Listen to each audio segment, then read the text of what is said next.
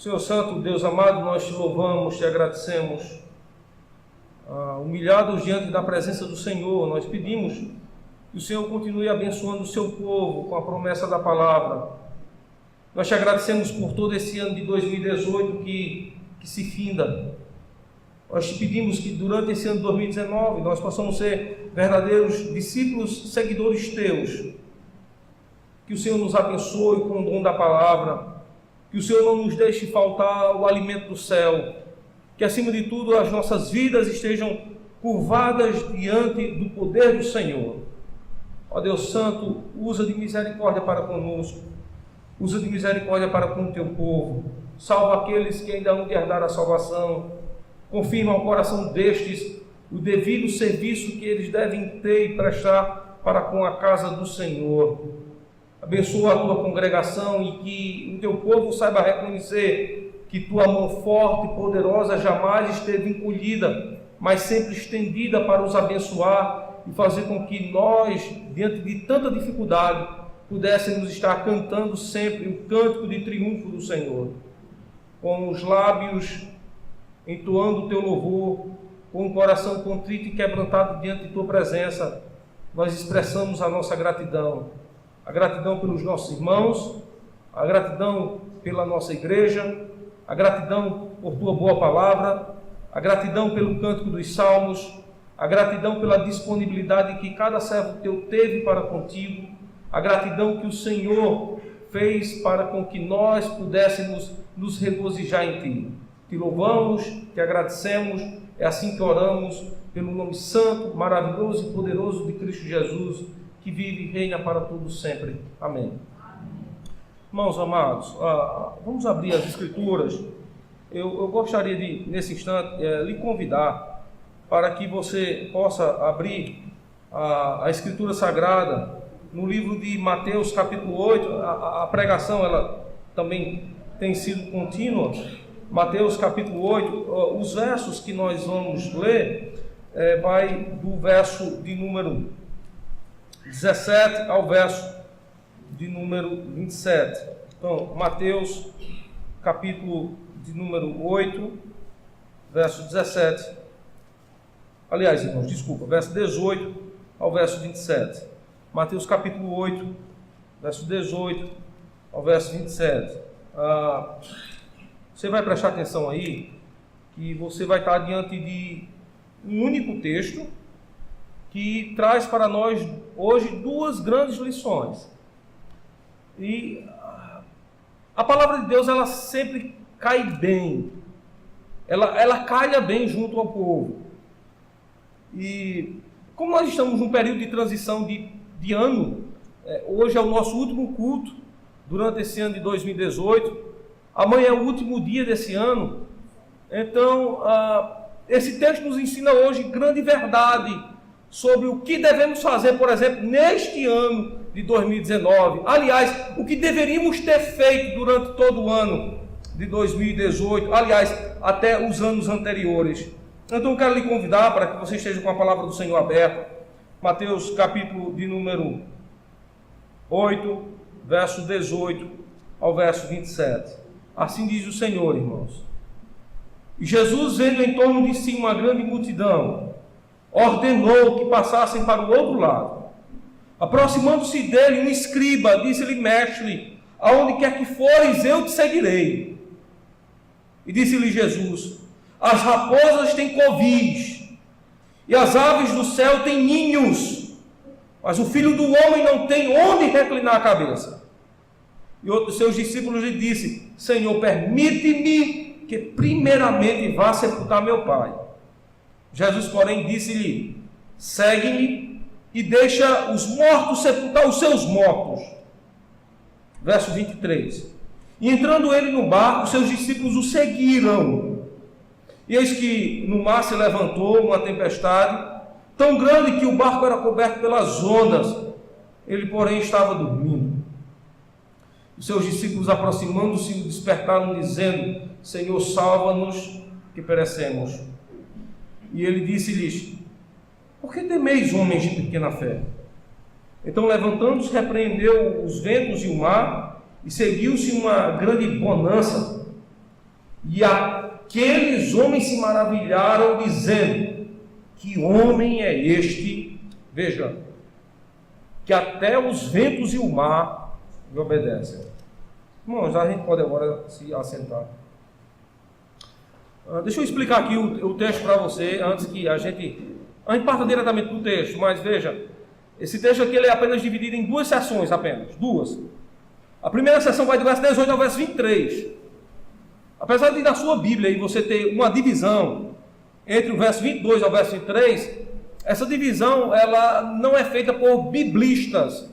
E às vezes essas divisões são equivocadas. Então, a divisão mais adequada para esse texto vai do verso 18 e ela finda no verso 23. Então ela tem aí 6 versos. É a primeira parte desse texto. A segunda parte do texto vai do verso 24 ao verso 27. Ela possui 4 versos. As duas partes elas são tem o mesmo tema, tem a mesma temática. Jesus está ensinando aqui como os homens devem ser verdadeiros discípulos. Só que na primeira parte, ele instrui. Ele diz como devemos ser verdadeiros discípulos. A segunda parte, ela é mais prática.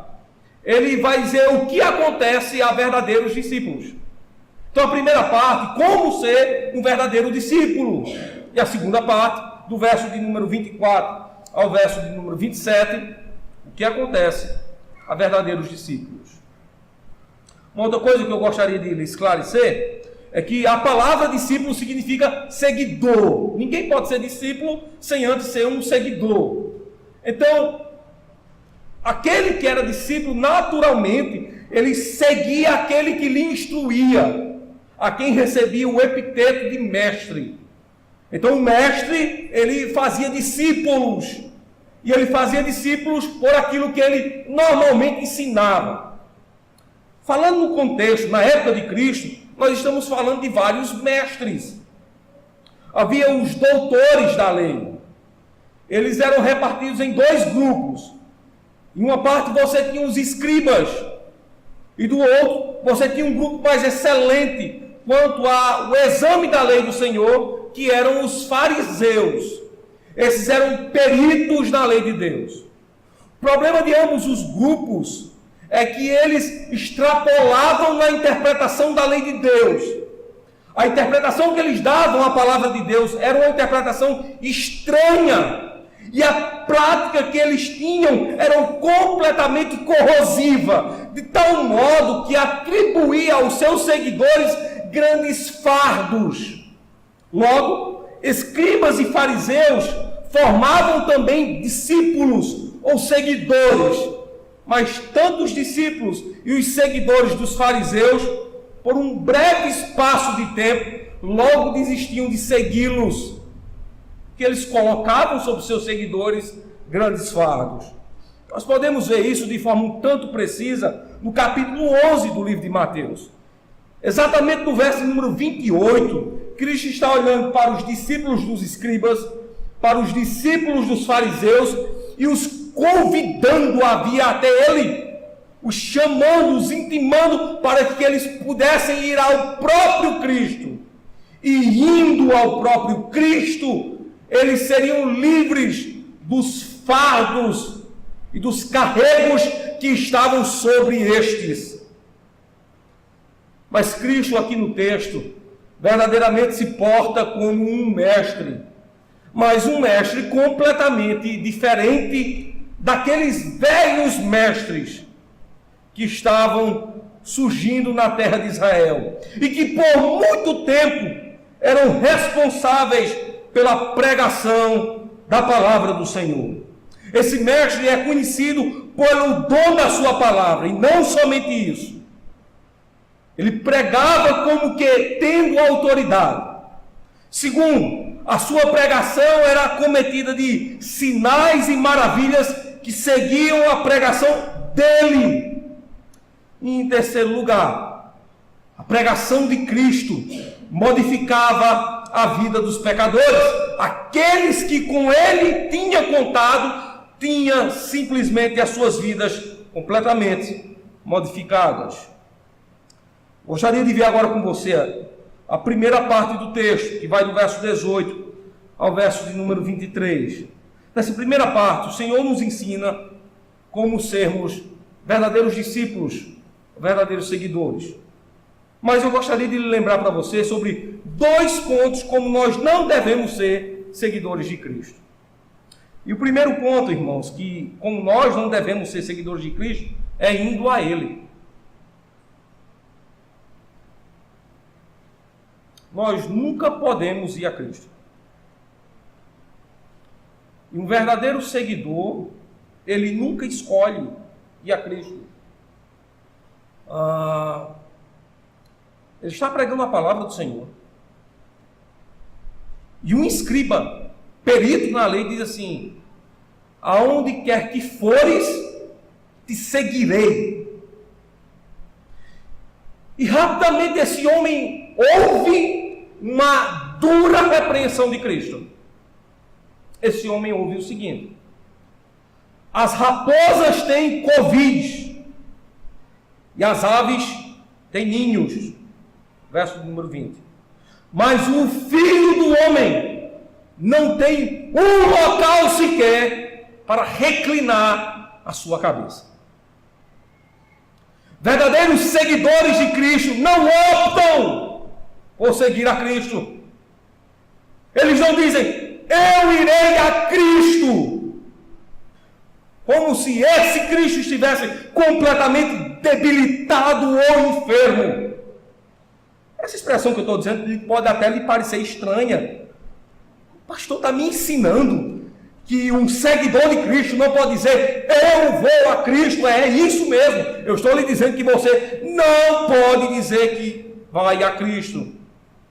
Ontem à noite, eu estava na ordenação de um ministro do Evangelho. E o pastor responsável pela pregação, ele fez questão de lembrar aquilo que nós sabemos aqui na igreja. Daquelas 2 religiões que, ao depararmos com a palavra de Deus, nós tomamos ciências delas. A primeira, que é a religião da graça, aquela que nos diz que nós somos completamente dependentes de Deus, aquela que diz que nós precisamos de Cristo, aquela que olha para Cristo e vê nele o verdadeiro Senhor, aquela que traz para nós o conhecimento da graça de Deus, que redime e acha pecadores. Aqui nós chamamos de religião verdadeira. A segunda é a religião dos méritos, a religião do engano, a falsa religião, aquela que diz que nós precisamos ir a Cristo, que nós precisamos fazer algo para Cristo, que nós precisamos aceitá-lo, que nós precisamos ir até Ele para poder socorrê-lo, como se Ele fosse completamente debilitado, como se a verdadeira religião fosse estabelecida não pelos méritos de Cristo, mas pelos nossos próprios méritos. O escriba disse: Senhor, aonde quer que fores, veja, eu irei. É o escriba que está dizendo: Senhor, eu decido como devo ir a ti. Então lembre-se que aonde pousares os pés, lembrando daquela passagem de Ruth, lá estarei eu. Ao que esse homem escuta uma dura repreensão. Afinal de contas, irmãos, o perdido da história não é Cristo. O perdido da história somos nós. Não fomos nós que fomos ao encontro de Cristo, mas a verdade que a Escritura prega é que é Cristo que veio ao nosso encontro. Nós vamos cantar, não cantamos ainda, o Salmo de número 15, mas o Salmo de número 15 esboça para nós essa verdade. Veja só o que é que o Salmo diz: quem vai morar, Senhor, no teu santo templo? É uma pergunta. O Salmo de número 24 também nos faz a mesma pergunta. Senhor, quem vai subir no teu santo monte? Tanto no Salmo 15 como no Salmo de número 24 existem regras que nos impedem de ir ao templo e que também nos impedem de ir ao monte. Uma vez que nós estávamos impedidos de irmos a Deus, o que é que nos acontece? Ou o que é que nos sobreveio? João, no capítulo 1 da sua carta, diz que do céu Deus enviou o seu Filho. No capítulo 3, no verso número 16, diz: porque Deus amou o mundo de tal maneira, deu o seu único Filho, para que todo aquele que nele crê não pereça, mas tenha a vida eterna. Ele enviou para nós o seu Filho. Não fomos nós que fomos a Deus, mas entenda, foi Deus que veio a nós. O perdido não era Cristo, o perdido éramos nós. Nós estávamos mortos em nossos delitos e pecados. Portanto, irmãos, nós não podemos fazer essa escolha de como seguir a Cristo. E é por isso que o escriba, ao dizer: aonde quer que fores, irei eu, ele ouve da parte de Cristo uma dura repreensão. Um verdadeiro discípulo não é aquele que decide como seguir o seu mestre. Afinal, é o mestre que dá as ordens. Segunda coisa que eu gostaria que você observasse no texto, e que às vezes passa desapercebido nos nossos olhos.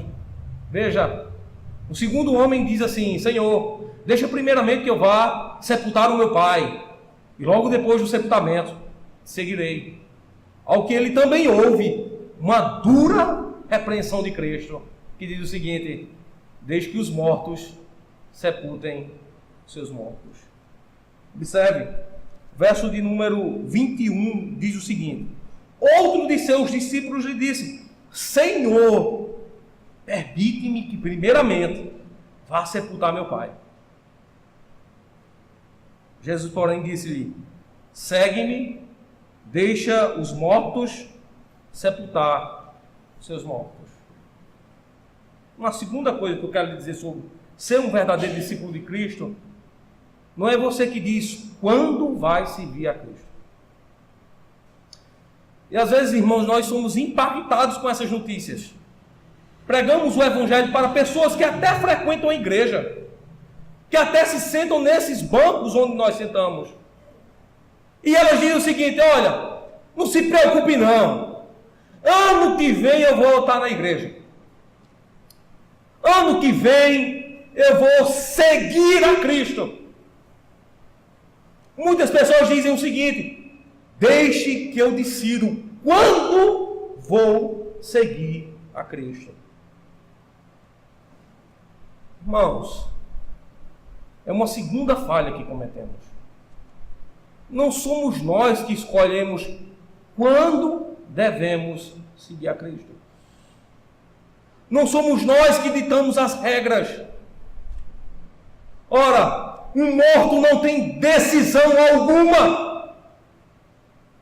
Você já observou que quando Lázaro foi sepultado e Cristo chega junto ao seu túmulo, lá na cova, Lázaro grita: Senhor, eis que estou aqui, e estou apto e preparado para sair. Agora eu saio. Uma vez que o Senhor chegou, está na boca do túmulo, agora eu vou ao teu encontro. Lázaro estava envolto em panos, completamente morto em seus delitos e pecados, e também não tinha poder de decisão algum. Mas simplesmente ele ouve o chamado de Cristo, dizendo: sai. Ele ouviu e saiu. Não somos nós que decidimos também quando vamos seguir a Cristo. Quando usamos deste artifício dizendo: eu sei como segui-lo, ao modo do escriba, ou quando ao modo do falso discípulo dizemos quando devo segui-lo, significa simplesmente que nós já estamos mortos em muitos dos nossos pecados. Não é o inferior que dita regras ao superior. Não é o soldado que dá ordens ao tenente. Não é o tenente que dá ordens ao capitão. Antes, o contrário é verdadeiro. A ordem vem do superior ao inferior, do vivo para o morto, não do morto para o vivo. Ora, como seguir a Cristo? Como ser um verdadeiro discípulo? Veja, essa resposta está em 2 versos.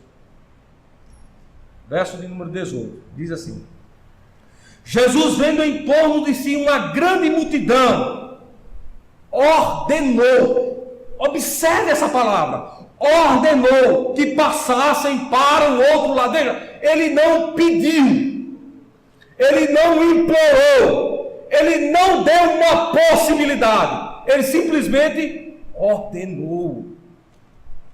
Veja, a palavra aí é um verbo. E até na língua portuguesa é um verbo que está no imperativo. Ele deu uma ordem explícita. Qual foi a ordem? Passem para o outro lado. Ele não está pedindo, se puderem passar, passem para o outro lado. Ele não deu uma hipótese, quem quiser passar para o outro lado, passa. Quem quiser ficar aqui, fica. Ele simplesmente ordena. E esse é um posicionamento de um mestre. Ele dá as ordens e seus discípulos o seguem. Ele dita as regras e os submissos a ouvem e atendem ao seu chamado. Veja, e a prova do atendimento desse chamado de Cristo para se tornar um verdadeiro discípulo está no verso número 23. Olha o que é que diz o verso 23. E entrando ele no barco, veja, seus discípulos o seguiram. O que é que aconteceu com os verdadeiros seguidores de Cristo? Ao ouvirem a sua ordem, ao ouvirem o seu mandamento, rapidamente atenderam ao seu chamado.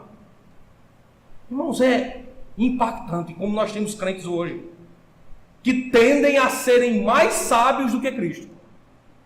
E tendem a tomarem decisões que contrariam a palavra de Cristo. Não se portam como discípulos, mas como mestres de si mesmos. Não se portam como ovelhas, mas como verdadeiros pastores de si mesmos.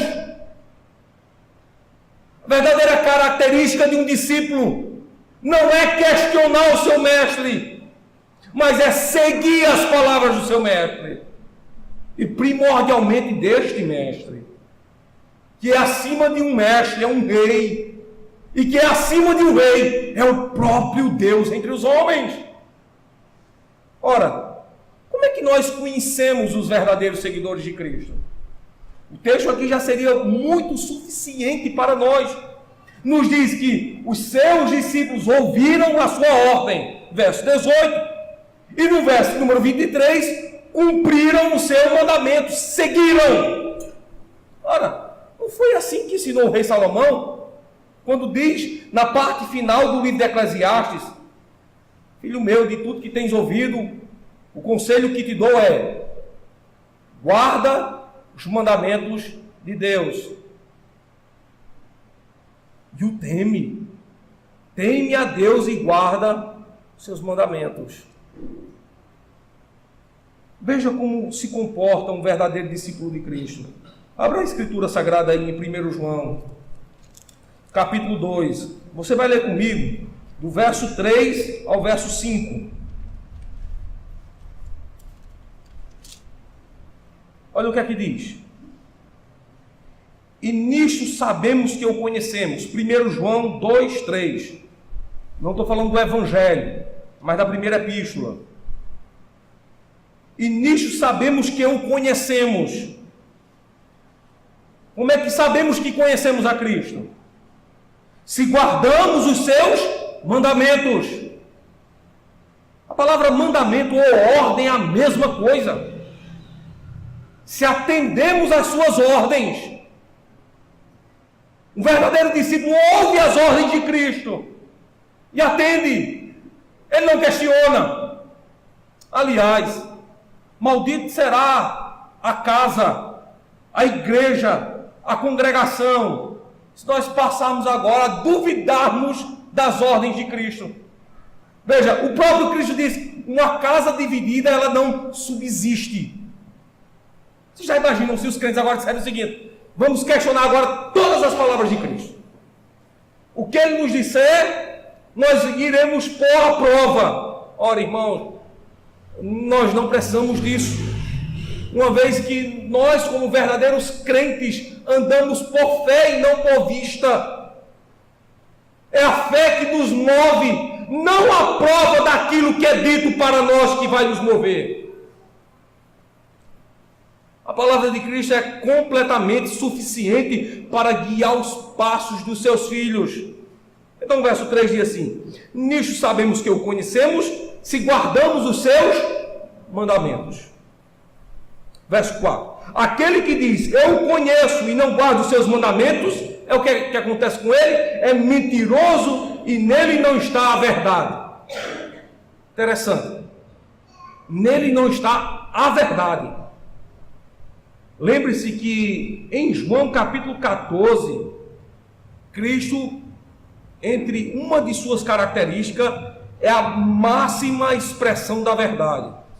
Ele diz assim, eu sou o caminho, ou seja, aonde vocês devem andar, o rumo, a rota ou a vereda, eu portanto sou o caminho.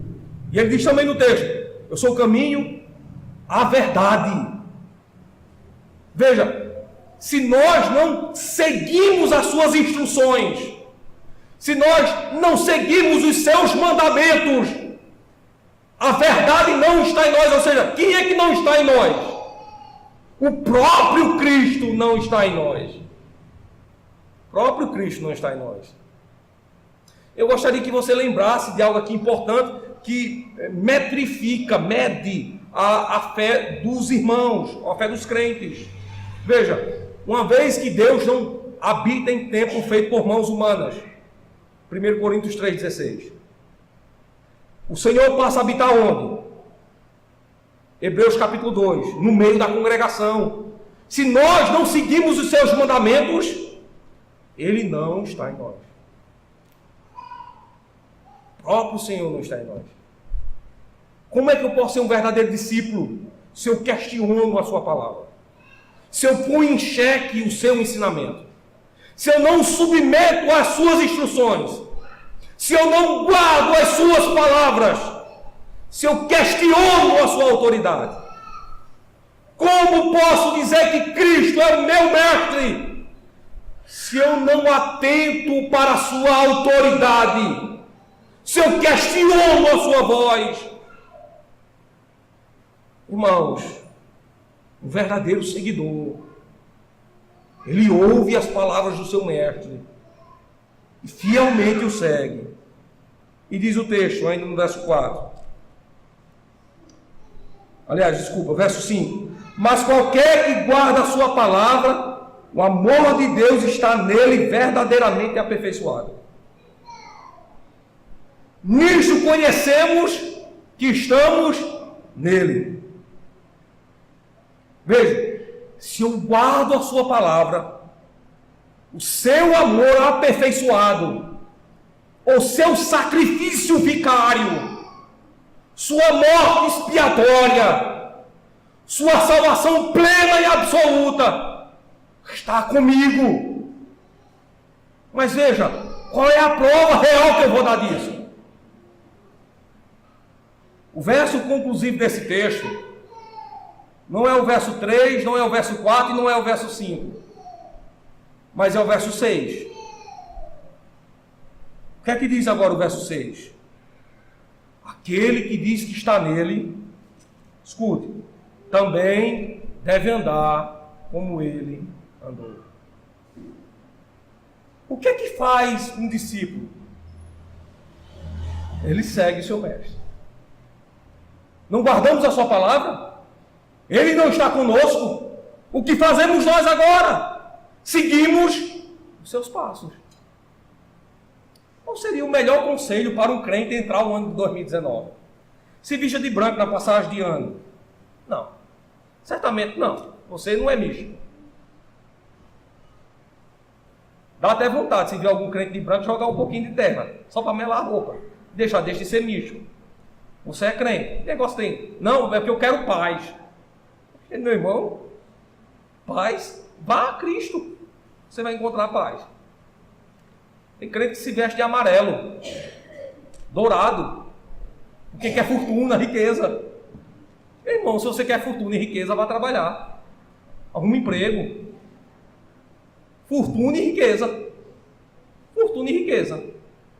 Tem uns que se vestem de azul, querem saúde.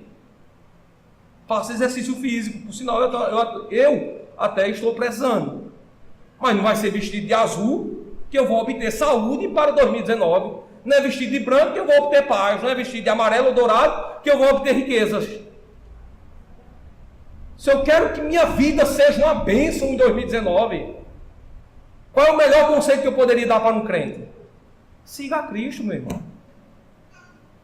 Atente para essa primeira parte do texto. Siga-o. Ele diz assim: passem para o outro lado. Verso 18. Verso 23. Os seus discípulos seguiram. Ouça a palavra dele.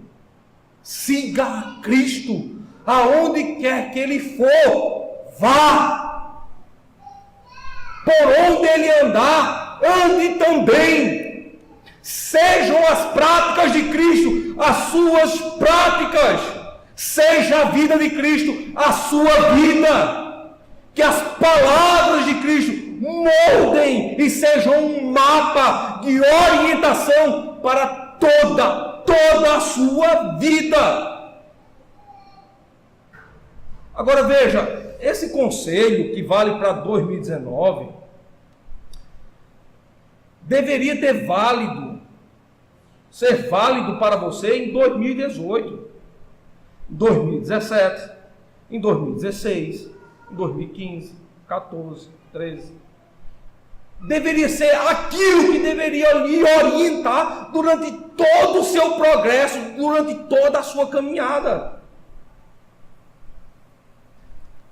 Só que você deve lembrar que um dos discípulos de Cristo foi Pedro. E talvez você deva se questionar com aquele mesmo questionamento de Pedro. Lembram do questionamento de Pedro? O que ganharemos ou o que lucraremos? No texto bíblico, no texto original, a palavra seria basicamente essa. O que lucraremos se te seguirmos? Você pode se perguntar: o que eu vou ganhar se eu te seguir? O que eu vou ganhar se eu for teu discípulo? O que vai sobrar para mim, Senhor, se eu for o teu seguidor? Você pode perguntar agora: o que você vai lucrar? O que você vai ganhar se você for um seguidor de Cristo? É o que a segunda parte do texto vai responder. Verso 24 ao verso número 27. Esses 4 versos, 24, 25, 26 e 27, vão responder isso para você. Observe o que é que o texto diz. Atenção.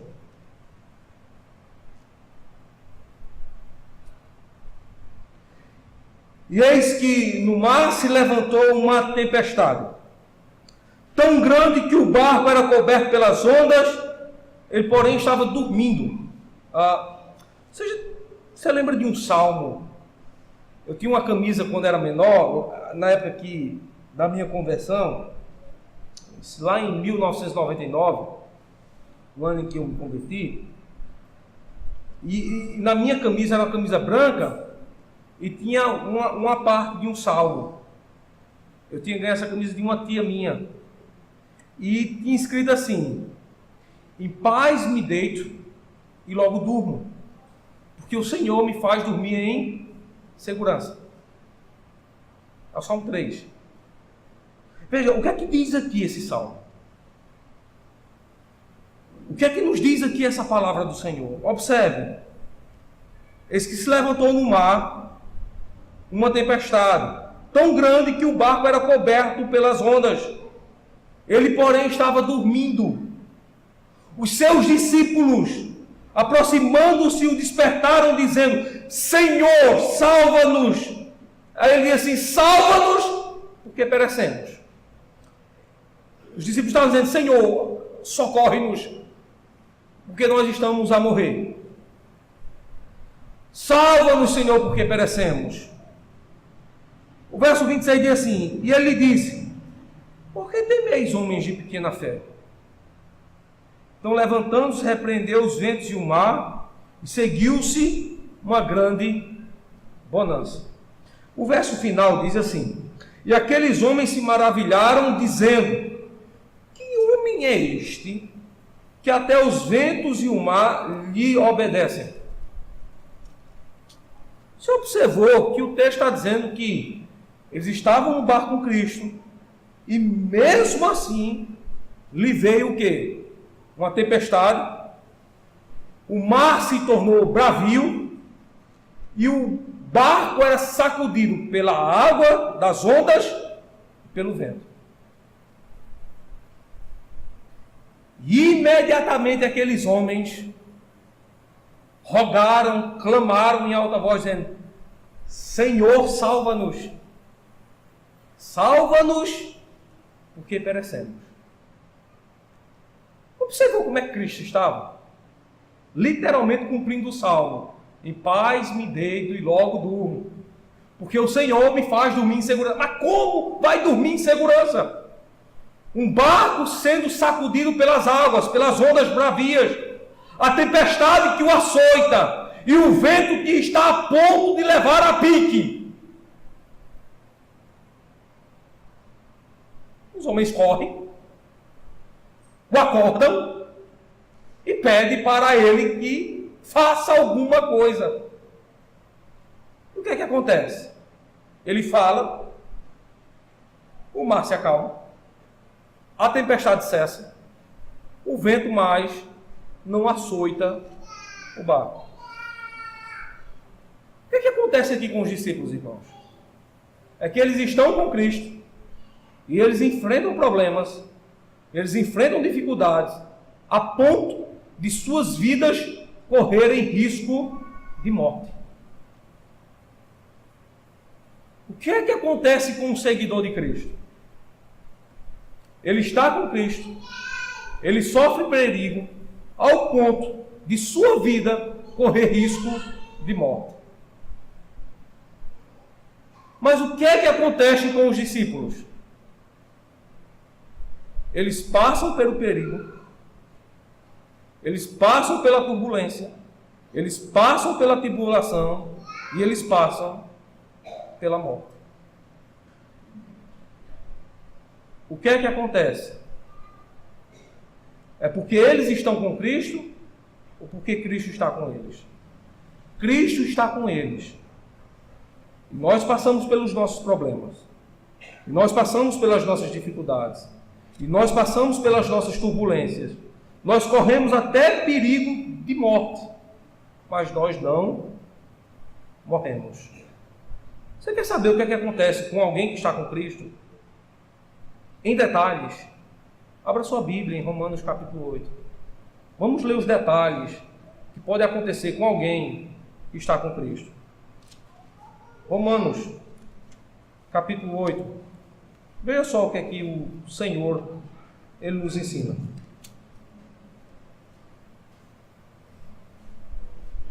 Verso de número 31.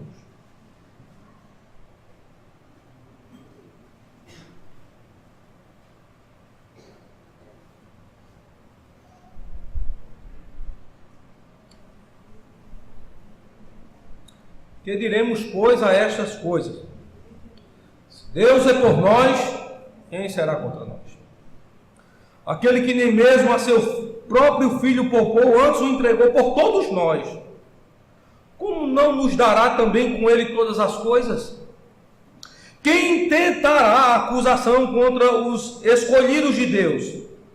Deus quem os justifica. Quem é que condena? Pois é Cristo quem morreu antes, quem ressuscitou dentre os mortos, o qual está à direita de Deus, e o que também intercede por nós. Quem nos separará do amor de Cristo? A tribulação, a angústia, ou perseguição, ou a fome, ou a nudez, ou o perigo, ou a espada. Quem vai nos separar? Como está escrito: por amor de ti, somos entregues à morte todo o dia. Somos reputados como ovelhas para o matadouro. Mas o que é que acontece conosco? O que aconteceu com os discípulos lá no barco? Lembram? Mas em todas estas coisas, ou sobre todas elas, somos mais do que vencedores, por aquele que nos amou. Porque estou certo de que nem a morte, nem a vida, nem os anjos, nem os principados, nem as potestades, nem o presente, nem o porvir, nem a altura, nem a profundidade, nem alguma outra criatura nos poderá separar do amor de Deus, que está em Cristo Jesus, nosso Senhor. Veja, o que acontece com o discípulo de Cristo? Ele passa por todos os problemas. Ele enfrenta até a morte. Mas ele triunfa sobre todas as coisas. Pelo escandaloso motivo de Cristo estar com ele. Qual o segundo conselho que poderíamos dar para os crentes agora, para 2019? O primeiro é: siga a Cristo. O segundo é: descanse em Cristo. Diga como diz o salmista: em paz me deito e logo durmo, porque o Senhor me faz dormir ou descansar em segurança. A melhor história para um crente, a melhor vida para um crente é, portanto, estar com Cristo. Meu querido irmão, agora em 2019, ouse seguir a Cristo. Ouse caminhar com Cristo. Siga os seus passos. Ele vai adiante de vós. Sigam os seus passos. Os morábios tinham um emblema, uma logomarca, um ideal que os identificava. Eles diziam: o Cordeiro de Deus venceu o mundo. E a segunda frase: logo iremos segui-lo. Cristo está diante de vós. Ouse segui-lo. Depois, Cristo está convosco. Descanse nele. Agora lembre-se que você não estará isento de problemas. A religião dos méritos, a falsa religião diz assim: venha a Cristo e seus problemas irão acabar. Isso é mentira, irmão. Venha a Cristo e você terá mais problemas. A grande questão é que sobre todos eles você será mais do que vencedor. Cristo estará com você, você os enfrentará. Você passará por eles. Você triunfará sobre eles. Então esses são os dois conselhos que a palavra de Deus nos traz. Siga a Cristo e descanse nele. Ele estava lá no barco, ele enfrentou, veja, enfrentou as ondas, a tempestade, o mar revolto, as ondas. As ondas não o sufocaram. Os ventos não levaram a pique. A tempestade não o abateu. Nada, irmãos, pode, portanto, nos sequestrar, nos separar de Cristo. Se guardarmos os seus mandamentos, se obedecermos a sua palavra, se o seguirmos e descansarmos nele. Ele é o poderoso de Israel, está junto ao seu povo e não os abandona. Eu gostaria que vocês lembrassem desses dois pontos. Ele está conosco e não nos abandona. Abra a sua escritura em Hebreus capítulo número 2. Veja o texto nos dizendo isso.